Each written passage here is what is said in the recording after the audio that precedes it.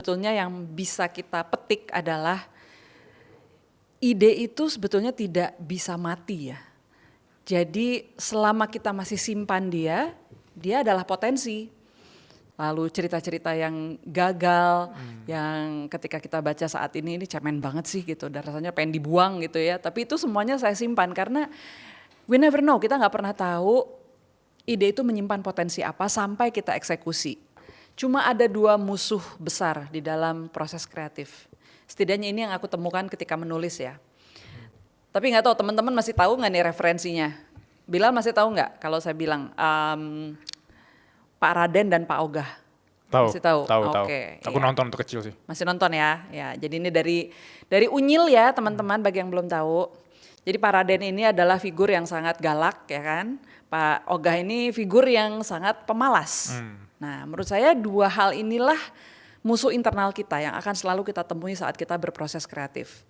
Pak Ogah ini yang akan bilang, gua rebahan dulu deh gitu. Aduh nggak mood ya hari ini, kayaknya mendingan ngerjain yang lain, cepat terdistraksi. Ya udah akhirnya tidak menjadi apa-apa. Pak Raden adalah kritikus yang akan selalu berusaha mensabotase kita dengan mengatakan karya lain lebih bagus. Lo gak akan pernah bisa nyampe ke sana. Ini apaan sih? Gitu. Kok cemen banget? Ya self kritik. Dan menurut saya diri kita adalah kritikus terkejam sebetulnya. Dan terutama orang-orang yang perfeksionis ya. Ini akan sangat menderita dan merana karena si Paradennya tuh kuat sekali gitu. Dan kadang-kadang dialah yang akhirnya menghambat kita untuk menyelesaikan sesuatu.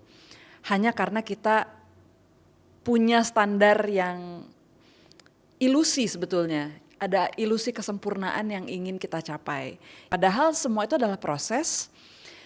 Tidak ada jalan pintas untuk kita menjadi mahir menulis dalam semalam gitu ya. Semuanya harus dicoba dan dilatih.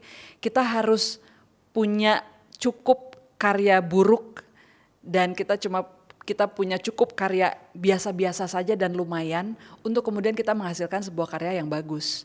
Karena untuk sebuah karya yang bagus itu prosesnya tidak serta-merta. Kita harus punya dulu serangkaian latihan, uji coba, kegagalan untuk akhirnya bisa mencapai karya yang bagus gitu.